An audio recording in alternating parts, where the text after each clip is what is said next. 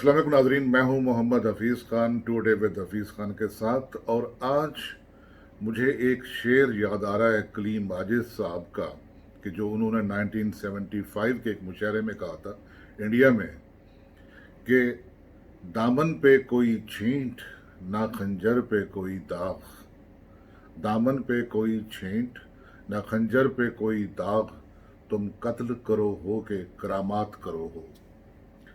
नाज़रीन, हमारे यहाँ अक्सर कत्ल करामात की सूरत में होते हैं कि कातिल के दामन पे कहीं कोई लहू की छींट तक नहीं होती और ना ही उसके खंजर पे कहीं खून का कोई दाग होता है।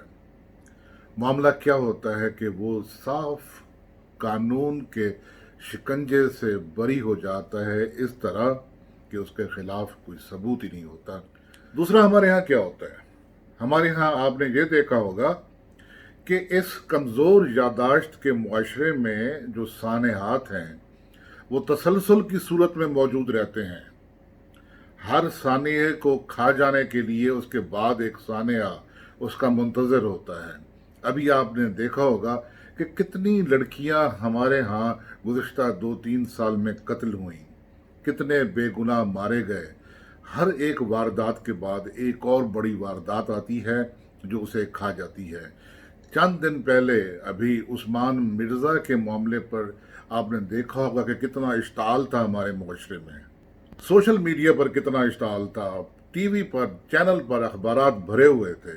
और जैसे ही ये एक वाक़या हमारे यहाँ रूनमा हुआ, एक अंधोनाक कत्ल का, जिसमें नूर मुकद्दम को बुरे तशद्दुद के बाद इंतहाई भयानक अंदाज में कत्ल कर दिया गया, तो आपने देखा होगा कि उससे पहले जितने वाक़यात हो चुके थे वो अंधेरों में गुम होते चले गए।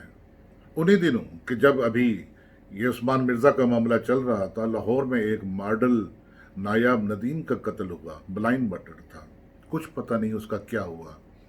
जब मुआशरे की यादाश्त कमज़ोर हो जाए तो फिर हम सब लोग बेहिस हो जाते हैं, हम पानी की तरह उबलते हैं, उबाल दिखाते हैं और उसके बाद यकदम ठंडे ठार। मैंने अपनी अदालती ज़िंदगी में जो एक अजीब सा फिनोमेना देखा वो ये था कि लोगों की हमदर्दियाँ जो पहले कत्ल होने वाले के साथ होती हैं, जो जो वक्त गुजरता है और जो कातिल ट्रायल को फेस करना शुरू करता है, उसके मुकदमे की समाअत शुरू होती है, तो लोगों की हमदर्दियाँ मकतूल की बजाय कातिल से होना शुरू हो जाती हैं। बहुत सारे लोग निकल आते हैं जो कहते हैं जनाब सुलह कर लें, ये पैसे ले लें, दरमियान में वो एजेंट बन जाते हैं। और इस तरह वो कहते हैं ना कि खूने खाक नशीना था, रिस्क खाक हुआ। और हमारे यहाँ बड़े से बड़ा सानिया, बड़े से बड़े लोग जो इंतहाई भयानक अंजाम से, इंतहाई दर्दनाक अंजाम से दो चार हुए, उनका नाम लेवा बाकी कोई नहीं रहता। इसी वाक़ये को देख लें, इस पर बहुत सारी बातें हो चली हैं, बहुत सारे वीलॉग्स आ चुके हैं। मैंने इसमें आपको पिछले वीलॉग में कानूनी पोजीशन बताने की कोशिश की थी कि जो अभी लोगों को लगेगा कि ये क्या है, ये कौन सा कानून है, ये कैसा अजीब सा कानून है, लेकिन यही कानून है, जैसे कि मैंने आपसे पहले अर्ज किया, जो हमारे मुल्क में राइज है। यहाँ पर टेक्निकलिटीज़ होती हैं। अभी मैं नूर मुकद्दम के मामले में बात करने की सोच ही रहा था, तो मैंने टीवी पे देखा आज ही कि एक तो वो जो उसका कातिल है मुबैना तौर पर, मुबैना मैं इस वजह से कह रहा हूँ कि भाई ये बात साबित होनी है अदालत में, और जब तक अदालत में बात साबित ना हो, चश्मदीद भी नहीं कह सकता कि यही कातिल है। हमारे यहाँ एक लफ्ज़ है अलेज्ड या मुबैना कातिल, वो इस्तेमाल किया जाता है। तो उसे पहुँचा दिया गया है फॉरेंसिक साइंस लैब लाहौर में, ताकि वो जो एक फुटेज मिली है जिसमें वो उसको घसीट कर दोबारा नूर मुकद्दम को लेकर जा रहा है सीढ़ियों पर और ऊपर ले जा रहा है, जिसने छलांग लगा दी थी उससे बचने के लिए, और मिन्नतें करती रही थी चौकीदार की कि खुदा के लिए मुझे बाहर निकलने दो, और चौकीदार ने दरवाज़ा नहीं खोला था, मेन गेट, और उस पर कई लोग और भी खड़े हुए थे जिन्होंने उसकी कोई मदद न की, और उसका वही जो मुबैना कातिल है उसको पकड़ कर घसीट कर फिर से ऊपर ले गया और जाकर ऊपर ज़िबा कर देता है। तो मुझे टीवी पर मैंने एक और ख़बर देखी, आज से कुछ साल पहले एक वाक़या हुआ था जिसमें एक वकील साहब का बेटा था और उसका नाम था शाह हुसैन। वो भी एक अच्छी दरसगाह में कानून का तालिब इल्म था और वहाँ उसकी क्लास फेलो थी खदीजा सिद्दीकी, वो भी कानून की तालिब इल्म थी। उनके दरमियान में जो मामला हुआ वो ये था कि लड़की के मुताबिक वो उस पर गालिब आना चाहता था, उसने गालिब नहीं आना दिया। वो उस रिलेशन कैम करना चाहता था, उसने कैम करने नहीं दिए। और फिर उसने मुश्तैल होकर उसको 23 ज़रबात 23 जो खंजर की वारदात स्टैब किया। और आप देखें कोई जी होश इंसान जो नॉर्मल होता है वो 23 खंजर एकदम नहीं मारता किसी को। वो तो लड़की की किस्मत थी कि वो बच गई। फिर उसने अपना केस लड़ा और इस तरीके से लड़ा के हैरान कर दिया, लेकिन फिर भी वो सुप्रीम कोर्ट में जाकर उसको सिर्फ 5 साल सजा करवाने में कामयाब हो सकी। लेकिन आज उसी मुजरिम को 3.5 साल के बाद जेल से बरी कर दिया गया है। और पंजाब गवर्नमेंट ने वजह क्या बताई है कि वो टेक्निकल ग्राउंड्स पर अपने अच्छे रवैये के सबब जेल मैनुअल के मुताबिक रिहा हुआ है। अब देखें, एक शख्स का जुर्म करते हुए जो रवैया था, क्या वो भी देखा गया?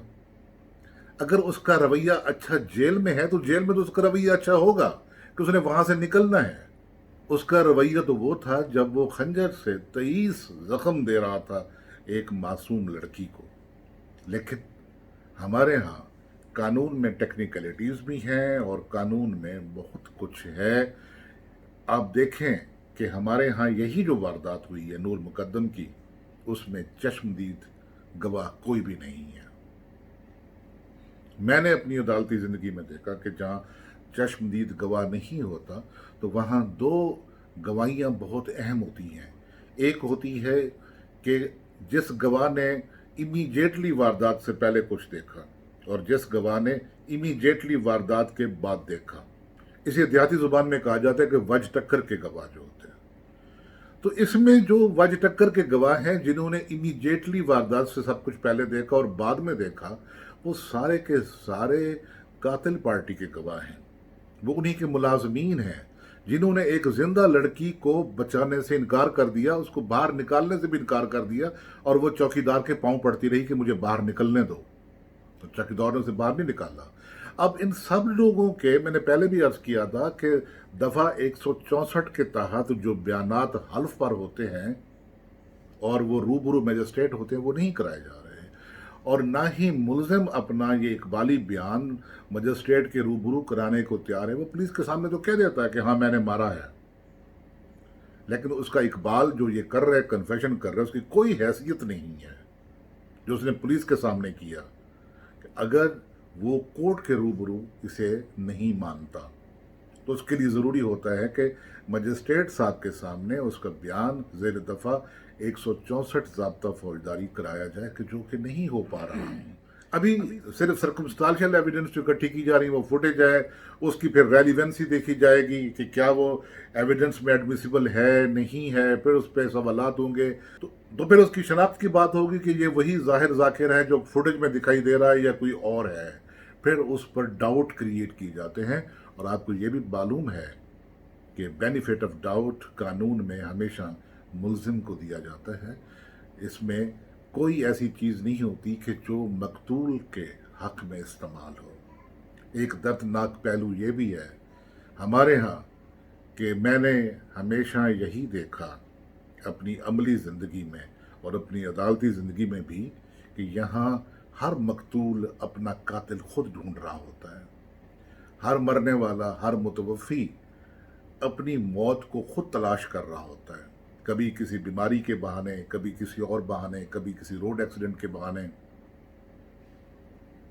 और कभी जैसा कि इस केस में हुआ है कि उनके दरमियान में 2 महीने से कोई ताल्लुक नहीं था नूर मुकद्दम और ज़ाहिर ज़ाकिर के दरमियान में, और 17 मई से 18 जुलाई तक कोई ताल्लुक नहीं था। और 18 जुलाई और 19 जुलाई की दरमियानी शब में जबकि वो अमेरिका जाने के लिए तैयार होता है, उसकी सीट है, तो उसे पहला मैसेज नूर मुकद्दम करती है और उसको फ़ौरन रिस्पॉन्ड करता है।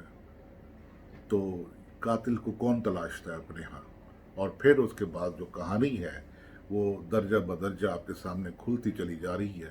اور اس کہانی میں بھی آپ دیکھیے گا کہ جتنا ابال آ رہا ہے سب کچھ آ رہا ہے. وہ جو مرنے والی لڑکی تھی اس کے ساتھ جو ظلم ہوا وہ ہو گیا. اب اس ظلم کو ثابت کرنا یہ ایک بہت بڑا بوجھ ہے کہ یہ کسی سے نہیں اٹھایا جا سکے گا. اصل مسئلہ ہمارے ہاں عدالتوں میں کسی واردات کو ثابت کرنا ہوتا ہے اسی طریقے سے کہ جیسے کہا گیا ہے ایف آئی آر میں. اب ایف آئی آر میں کیا کہا گیا ہے وہ بھی ایک اور کہانی ہے، لیکن جیسے کہ میں نے اپنی پہلے ویلاگ میں کہا تھا کہ پرائیویٹ کمپلینٹ کی گنجائش رہتی ہے، لیکن پرائیویٹ کمپلینٹ میں بھی آپ گواہ کہاں سے لائیں گے؟ گواہ بھی انہی کے ہیں جو قاتل پارٹی ہے، اور جنہوں نے قتل کیا ہے وہ ابھی بڑی ہمدردی بھی دکھا رہے ہیں، اخبار میں ان کے لیے بیانات بھی جاری کر رہے ہیں ہمدردی کے. تو یہ اور وہ جو ویڈیو تھی ان کے درمیان رقص کی شادی پر، وہ بھی آپ نے دیکھ لی ہوگی. اور اس میں آپ نے خاص طور پر ظاہر ذاکر کا آپ نے رویہ بھی دیکھا ہوگا کہ وہ کیسے اس کو ایک طرف چھوڑ کر پھر ایک طرف اور چلا جاتا ہے کسی اور لڑکی کی طرف. کوئی کہتا ہے یہ لڑکی اس کی بہن ہے، کوئی کہتا ہے کوئی اور لڑکی ہے. تو اس کا رویہ بھی بڑا عجیب سا چلا آ رہا ہے. بہرحال اس میں جو بھی ہو، یہ اتنا بڑا سانحہ ابھی کسی اور سانحے کا منتظر ہے. کوئی اور واردات ہوگی، کچھ اور ایسا ہوگا کہ یہ سب چیزیں پیچھے دبتی چلی جائیں گی. اور وہ جو قانون میں کہا گیا ہے نا کہ جو ملزم ہوتا ہے، جو کرمنل ہوتا ہے، وہ قانون کا لاڈلا بچہ ہوتا ہے. تو یہاں پر بھی ایک لاڈلا بچہ ہے جو کھیلن کو چاند مانگ رہا ہے. دیکھا تو یہی جاتا ہے کہ کہیں قدرت کی طرف سے کچھ ایسا نہ ہو کہ اسے اپنے کیے کی سزا ملے جسے وہ ابھی ماننے کو تیار بھی نہیں ہے.